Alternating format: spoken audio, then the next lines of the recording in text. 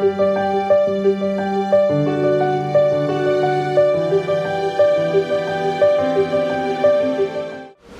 बहन का नाम मनिंदर कौर है।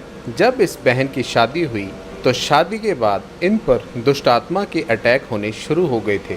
दुष्ट आत्मा सपने में इनके साथ गलत संबंध बनाता था, जिस कारण इनको बहुत डर लगता था। दुष्ट आत्मा के कारण इनको बहुत गुस्सा आता था, जिस कारण ये घर में बहुत लड़ाई झगड़ा करते थे। दुष्ट आत्मा के कारण इन्होंने 2 बार खुदकुशी करने की भी कोशिश की और यह बहन डिप्रेशन में चले गए थे। फिर इनको खामरा चर्च के बारे में पता चला और ये लगातार चर्च आते रहे। 24 जनवरी 2019 को इस बहन ने प्रेरित जी से हाथ रखवाकर प्रार्थना करवाई। उसके बाद ये बहन दुष्ट आत्मा से पूरी तरह आज़ाद है। सारिਆਂ ਨੂੰ ਜੈ ਮਸੀਹ ਦੀ। मेरा नाम मनिंदर कौर है। मैं जलंधर शहर की रहने वाली हाँ। आज मैं अपने जीवन की बहुत वड्डी गवाही देन जा रही हाँ कि किस तरह प्रभु यीशु मसीह ने मेरे जीवन के विच काम किया। जिवें कि पवित्र बाइबल दे विच लिखिया है, यहोवा करुणा करन वाला ते पूरा छुटकारा देन वाला परमेश्वर है। इस वचन के द्वारा परमेश्वर ने मेरे जीवन दे विच बहुत वड्डा काम किया तो मैंने दुष्ट आत्मा तो छुटकारा दिता। बाय प्रोफेशन में एक एडवोकेट हाँ। 2017 ਦੇ ਵਿੱਚ मेरी मैरिज हुई सी। मैरिज होने तो बाद असी बहुत अच्छी तरह रिलेशनशिप च रह रहे थे और असी एक दूसरे के नाल साडी मैरिज लाइफ बहुत अच्छी चल रही सी। मैरिज तो कुछ समय बाद ही एकदम मेरे उत्ते दुष्ट आत्मा के अटैक होने शुरू हो गए। तो मैं रात को जो सुत्ती हुंदी सी ते मैनू सुपनियां दे विच दुष्ट आत्मा आके डरांदा सी और मेरे नाल गलत रिलेशनशिप बनांदा सी। जो सुबह मैं उठती सी तो मेरी बॉडी के उत्ते नील पे हुंदे सी, जिन्हां बारे मैं देख के बहुत हैरान हुंदी सी। मैनू पता नहीं हुंदा सी कि मेरे नाल की हो रहा, क्योंकि एज ए एजुकेटेड वूमन मैनू इन्हां चीज़ों बारे बिल्कुल नॉलेज नहीं सी कि मेरे नाल की हो रहा। ना मैं बिलीव करती सी इन्हां चीज़ों नूं, ना मैं जानती सी। पर इस तरह ही जिस तरह दिन निकलते गए, रोज़ मेरे नाल रात नूं इस तरह होना। दिने भी जो मैं सुत्ती हुंदी सी तो फिर दुष्ट आत्मा दी आवाज़ां मैनू सुनाई दिंदियां सी। तो मैनू लगता सी कि शायद किसी ने मैनू आवाज़ मारी है फैमिली मैंबर्स दे विचों। पर जो मैं उठ के देखती सी उदों कोई भी नहीं हुंदा सी तो मैं बहुत डर जाती सी। फिर मैं ये गल अपने हसबैंड दे नाल शेयर की तो मेरे हसबैंड ने फिर अपनी ये सारी गल इन लॉज दे नाल शेयर की, अपने पेरेंट्स दे नाल। मेरे उत्ते इन्ने ज़्यादा अटैक शुरू हो गए सीगे कि मेरा कुछ भी घर दा काम करन नूं दिल नहीं सी करदा। बॉडी इन्नी थकावट फील करदी सी कि मैनू बॉडी दे विच पेन लगता सी तो मैं कोई भी काम नहीं सी कर पाती। दुष्ट आत्मा दे करके मेरा सुभाव बहुत ही चिड़चिड़ा होने लग गया सी और मैं घर दे विच हर एक दिन नाल लड़ाई झगड़ा करती सी। और लड़ाई झगड़ा इन्ना ज़्यादा वध जांदा सी कि साडे घर दे विच बहुत ही अशांतिपूर्वक माहौल हो चुकिया सी। असीं एक दूसरे नूं बुलांदे नहीं सीगे। मेरा दिल नहीं करता सी कि मैं किसी नूं भी बुलावां। दुष्ट आत्मा दे करके मैं डिप्रैशन दे विच चली गई। मैं अपने आप नूं कमरे दे विच इकल्ली बंद कर लैंदी सीगी, लाइट ऑफ कर लैंदी सी, हनेरे दे विच बैठी रहना, कल्ली सोचती रहना। कई बारी तो मैं बैठी बैठी उच्ची उच्ची रोना शुरू कर देना। मैनू समझ ही नहीं आ रही सी कि मैं की हो रहा मेरे नाल, क्यों हो रहा। दुष्ट आत्मा मैनू फिर काले रंग की साए के रूप दे विच नज़र आंदा सी। मैं जिथे देखना मैनू उत्थे वो नज़र आंदा सी। और उस तो बाद वो मेरे कन्नां दे विच आवाज़ां मारदा सी दुष्ट आत्मा कि मैं तेरे हसबैंड नूं मार देना है। और मैं फिर डर जाती सी। मैं जो दी उच्ची उच्ची चिक्कां मारनियां शुरू कर दिंदी सी। एकदम पागलों की तरह मैं हरकतां करनियां शुरू कर दिंदी सी। मेरे इन लॉज जिहड़े आ वो डर जाते सी कि आखिर इन्हूं हो की रहा है। फिर मैं अपनी लाइफ दे विच बहुत ज़्यादा डिस्टर्ब हो चुकी सी। दुष्ट आत्मा के कारण ही मैं 2 बारी सुसाइड भी कमिट करने की कोशिश की, अपने हाथ की नस कट्टन की कोशिश की। पर मेरे हसबैंड मैनू हमेशा बचा लेंदे सीगे। फिर दुष्ट आत्मा के करके मेरे प्रोफैशनल लाइफ पर भी बहुत असर हो पै चुकिया सी, जिहदे करके मैं ना अपनी प्रोफैशनल लाइफ नूं कंटिन्यू कर सकती सी। दुष्ट आत्मा के कारण मैं भी बहुत परेशान हो चुकी सी तो मेरी फैमिली भी बहुत परेशान हो चुकी सी। फिर जो मेरे इन लॉज मैनू कई जगहों पर लैके गए, कई जगहों पर जाने तो बावजूद भी मेरे ते कोई फ़र्क नहीं पै रहा सी।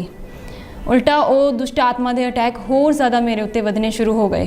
फिर जो मैं तांत्रिका के कोल मैनू जो मेरे इन लॉज लैके जाते सीगे, वो तांत्रिका ने मेरे इन लॉज के मन के विच होर ज़्यादा डर और भै पा दिता इस गल का कि इसके हत्थ का कुछ ना खाइयो, इन्हें पूरी फैमिली नूं मार देना है नहीं तो। फिर तांत्रिकां दी गल्लां दे मेरे इन लॉज उत्ते इन्ना ज़्यादा असर होने लग गया कि वो डर और भै दे विच आ गए सीगे ਔਰ ਇਸ ਡਰ ਔਰ ਭੈ ਦੇ ਕਾਰਨ ਮੇਰੇ ਇਨ-ਲॉज ਫੈਮਿਲੀ ਨੇ ਮੈਨੂੰ ਤੇ ਮੇਰੇ ਹਸਬੰਡ ਨੂੰ ਅਲੱਗ ਹੋਣ ਲਈ ਕਹਿ ਦਿੱਤਾ। ਫਿਰ ਅਸੀਂ ਅਲੱਗ ਹੋ ਕੇ ਰੈਂਟ ਦੇ ਉੱਤੇ ਆ ਗਏ। ਜਦੋਂ ਅਸੀਂ ਰੈਂਟ ਤੇ ਰਹਿਣ ਲੱਗੇ, ਅਲੱਗ ਰਹਿਣ ਲੱਗੇ ਫੈਮਿਲੀ ਤੋਂ, ਫਿਰ ਦੁਸ਼ਟ ਆਤਮਾ ਹੋਰ ਜ਼ਿਆਦਾ ਮੇਰੇ ਉੱਤੇ ਅਟੈਕ ਕਰਨ ਲੱਗ ਜਾਂਦਾ ਸੀ। ਸਾਡੇ ਹਸਬੈਂਡ ਵਾਈਫ ਦੇ ਵਿੱਚ ਕਲੇਸ਼ ਹੋਣਾ ਸ਼ੁਰੂ ਹੋ ਗਿਆ। ਕੰਮ ਨਹੀਂ ਕਰ ਪਾਉਂਦੀ ਸੀ, ਇੰਨੀ ਜ਼ਿਆਦਾ ਬਾਡੀ ਵੀਕ ਹੋ ਗਈ ਸੀ ਕਿ ਮੈਂ ਆਪਣੇ ਬੈੱਡ ਤੋਂ ਵੀ ਨਹੀਂ ਸੀ ਹਿੱਲ ਪਾਉਂਦੀ। ਇੱਥੋਂ ਤੱਕ ਕਿ ਮੈਂ ਆਪਣੀ ਬੇਬੀ ਨੂੰ ਕੁਝ ਦੁੱਧ ਜਾਂ ਖਾਣ ਨੂੰ ਕੁਝ ਨਹੀਂ ਦੇ ਪਾਉਂਦੀ ਸੀ ਉਹਨੂੰ। ਜਦੋਂ ਅਸੀਂ ਸਾਰੇ ਪਾਸੋਂ ਥੱਕ ਹਾਰ ਚੁੱਕੇ ਸੀਗੇ, ਫਿਰ ਮੇਰੇ ਪੇਰੈਂਟਸ ਨੇ ਮੈਨੂੰ ਅੰਕਲ ਨੂਰੁੱਲਾ ਮਿਨਿਸਟਰੀਜ਼ ਖਾਮੜਾ ਚਰਚ ਬਾਰੇ ਦੱਸਿਆ। ਉਹ ਮੈਨੂੰ ਦੱਸਦੇ ਹੁੰਦੇ ਸੀਗੇ ਕਿ ਚਰਚ ਦੇ ਵਿੱਚ ਕਿਸ ਤਰ੍ਹਾਂ ਲੋਕੀ ਸ਼ਿਫਾ ਪਾਉਂਦੇ ਹੈ, ਕਿਵੇਂ ਦੁਸ਼ਟ ਆਤਮਾ ਤੋਂ ਆਜ਼ਾਦ ਹੁੰਦੇ ਨੇ, ਕਿਵੇਂ ਬਿਮਾਰੀਆਂ ਤੋਂ ਚੰਗਿਆਈ ਪਾਉਂਦੇ ਹੈ। ਮੈਂ ਉਹਨਾਂ ਦੀ ਗੱਲਾਂ 'ਤੇ ਯਕੀਨ ਨਹੀਂ ਕਰਦੀ ਸੀ। ਫਿਰ ਮੈਂ YouTube ਦੇ ਉੱਤੇ ਅੰਕਲ ਨੂਰੁੱਲਾ ਮਿਨਿਸਟਰੀਜ਼ ਨੂੰ ਸਰਚ ਕੀਤਾ ਅਤੇ ਮੈਂ ਉਹਦੇ ਉੱਤੇ ਮੀਟਿੰਗ ਦੇਖਣੀ ਸ਼ੁਰੂ ਕੀਤੀ। ਅਤੇ ਮੈਂ ਦੇਖਿਆ ਕਿ ਕਿਸ ਤਰ੍ਹਾਂ ਲੋਕਾਂ ਨੂੰ ਚੰਗਿਆਈ ਮਿਲ ਰਹੀ ਹੈ, ਕਿਸ ਤਰ੍ਹਾਂ ਸ਼ਿਫਾਵਾਂ ਲੋਕੀ ਪਾ ਰਹੇ, ਕਿੱਦਾਂ ਦੁਸ਼ਟ ਆਤਮਾ ਤੋਂ ਆਜ਼ਾਦ ਹੋ ਰਹੇ ਹੈ। ਮੈਨੂੰ ਯਕੀਨ ਨਹੀਂ ਹੁੰਦਾ ਸੀ। ਮੈਂ ਕਹਿੰਦੀ ਸੀ ਨਹੀਂ, ਇਹ ਸਭ ਕੁਝ ਫੇਕ ਆ, ਸਭ ਕੁਝ ਖਰੀਦਿਆ ਹੋਇਆ ਆ, ਇੱਦਾਂ ਕਿੱਦਾਂ ਹੋ ਸਕਦਾ ਆ ਕਿ ਕੋਈ ਇਸ ਤਰ੍ਹਾਂ ਬਿਨਾਂ ਡਾਕਟਰ ਤੋਂ ਕਿੱਦਾਂ ਠੀਕ ਹੋ ਜਾਂਦਾ ਆ। ਕਿਉਂਕਿ ਮੈਂ ਐਜੂਕੇਟਿਡ ਸੀ ਔਰ ਮੈਂ ਇਹਨਾਂ ਚੀਜ਼ਾਂ 'ਤੇ ਬਿਲੀਵ ਨਹੀਂ ਕਰਦੀ ਸੀ। ਫਿਰ ਮੈਂ ਸੋਚਿਆ ਕਿ ਜੇ ਮੈਂ ਇੰਨੀ ਜਗ੍ਹਾਵਾਂ 'ਤੇ ਵੀ ਜਾ ਚੁੱਕੀ ਹਾਂ ਤਾਂ ਚਲੋ ਇੱਕ ਵਾਰੀ ਚਰਚ ਵੀ ਜਾ ਕੇ ਦੇਖ ਲੈਂਦੇ ਹਾਂ। ਫਿਰ ਕ੍ਰਿਸਮਸ ਦਾ ਓਕੇਜ਼ਨ ਆਇਆ ਸੀ 25 ਦਸੰਬਰ 2018, ਜਦੋਂ ਮੈਂ ਪਹਿਲੀ ਵਾਰੀ ਆਪਣੇ ਪੇਰੈਂਟਸ ਦੇ ਨਾਲ ਚਰਚ ਆਈ ਸੀ। ਮੈਂ ਚਰਚ ਆ ਕੇ ਸਭ ਕੁਝ ਦੇਖਿਆ ਕਿਸ ਤਰ੍ਹਾਂ ਲੋਕੀ ਚੰਗਿਆਈ ਪਾ ਰਹੇ ਹੈ, ਕਿਸ ਤਰ੍ਹਾਂ ਸ਼ਿਫਾਵਾਂ ਪਾ ਰਹੇ ਹੈ, ਕਿੱਦਾਂ ਦੁਸ਼ਟ ਆਤਮਾ ਜ਼ਾਹਿਰ ਹੋ ਕੇ ਜਾ ਰਹੀਆਂ ਹੈ ਔਰ ਉਸੇ ਟਾਈਮ 'ਤੇ ਲੋਕੀ ਕਿਸ ਤਰ੍ਹਾਂ ਠੀਕ ਹੋ ਰਹੇ ਚਰਚ ਦੇ ਵਿੱਚ।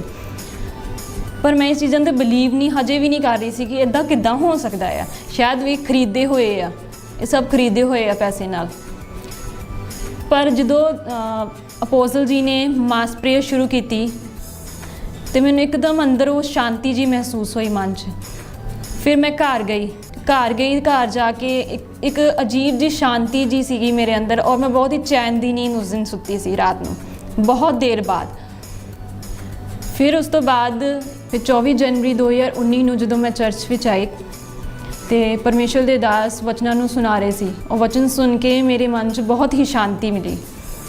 ਵਚਨ ਸੁਣਨ ਤੋਂ ਬਾਅਦ ਜਦੋਂ ਮਾਸ ਪ੍ਰੇਅਰ ਸ਼ੁਰੂ ਹੋਈ, ਫਿਰ ਮਾਸ ਪ੍ਰੇਅਰ ਦੇ ਦੌਰਾਨ ਪਰਮੇਸ਼ਰ ਦੇ ਦਾਸ ਕਲੀਸਿਆ ਦੇ ਵਿੱਚ ਆਏ। ਕਲੀਸਿਆ ਦੇ ਵਿੱਚ ਜਦੋਂ ਪ੍ਰਾਰਥਨਾਵਾਂ ਕਰ ਰਹੇ ਸੀਗੇ ਤੇ ਪਰਮੇਸ਼ਰ ਦੇ ਦਾਸ ਨੇ ਆ ਕੇ ਮੇਰੇ ਸਿਰ ਦੇ ਉੱਤੇ ਹੱਥ ਰੱਖਿਆ ਤੇ ਮੇਰੇ ਲਈ ਪ੍ਰਾਰਥਨਾ ਕੀਤੀ। ਉਸ ਟਾਈਮ 'ਤੇ ਦੁਸ਼ਟ ਆਤਮਾ ਮੇਰੇ ਉੱਤੇ ਪੂਰੀ ਤਰ੍ਹਾਂ ਜ਼ਾਹਿਰ ਹੋ ਗਈ ਔਰ ਮੈਂ ਉੱਚੀ ਉੱਚੀ ਚੀਕਾਂ ਮਾਰਨੀਆਂ ਸ਼ੁਰੂ ਕਰ ਦਿੱਤੀਆਂ।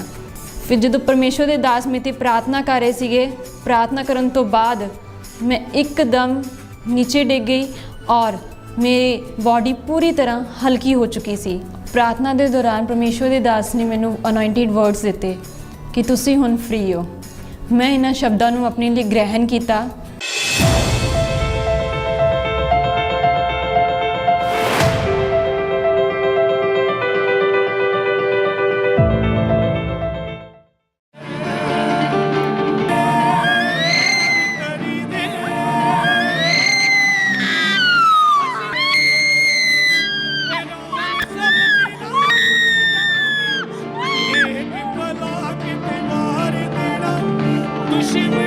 ये फ्री हो चुकी सिस्टर, ये फ्री है।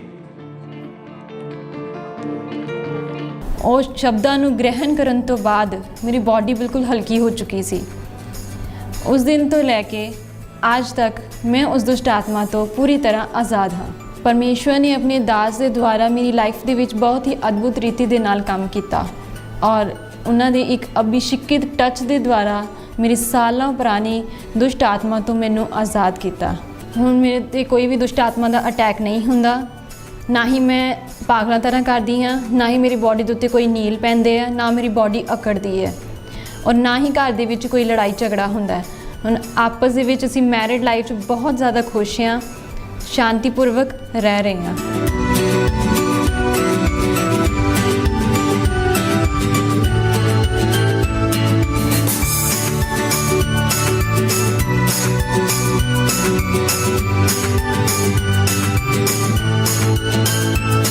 ਕਿਤੇ ਦੁਸ਼ਟ ਆਤਮਾ ਦੀ ਅਟੈਕ ਕਰਕੇ ਮੇਰੀ ਪ੍ਰੋਫੈਸ਼ਨਲ ਲਾਈਫ ਪੂਰੀ ਤਰ੍ਹਾਂ ਖਤਮ ਹੋ ਚੁੱਕੀ ਸੀ, ਪਰ ਪਰਮੇਸ਼ਵਰ ਨੇ ਆਪਣੇ ਅਨੁਗ੍ਰਹਿ ਦੇ ਦੁਆਰਾ ਮੇਰੀ ਪ੍ਰੋਫੈਸ਼ਨਲ ਲਾਈਫ ਨੂੰ ਵੀ ਦੁਬਾਰਾ ਰੀਸਟੋਰ ਕੀਤਾ ਔਰ ਹੁਣ ਮੈਂ ਇੰਡੀਪੈਂਡੈਂਟ ਐਡਵੋਕੇਟ ਵੀ ਹਾਂ, ਲੀਗਲ ਐਡਵਾਈਜ਼ਰ ਕਮ ਇੰਸ਼ੋਰੈਂਸ ਐਡਵਾਈਜ਼ਰ ਵੀ ਹਾਂ। ਇਸ ਅਦਭੁਤ ਗਵਾਹੀ ਦੇ ਲਈ ਮੈਂ ਪਰਮੇਸ਼ਵਰ ਦਾ ਤੇ ਪਰਮੇਸ਼ਵਰ ਦੇ ਦਾਸ ਪ੍ਰੇਰਿਤ ਅੰਕੁਰ ਨਰੂਲਾ ਜੀ ਦਾ ਬਹੁਤ ਬਹੁਤ ਧੰਨਵਾਦ ਕਰਦੀ ਹਾਂ। ਸਾਰਿਆਂ ਨੂੰ ਜੈ ਮਸੀਹ ਦੀ।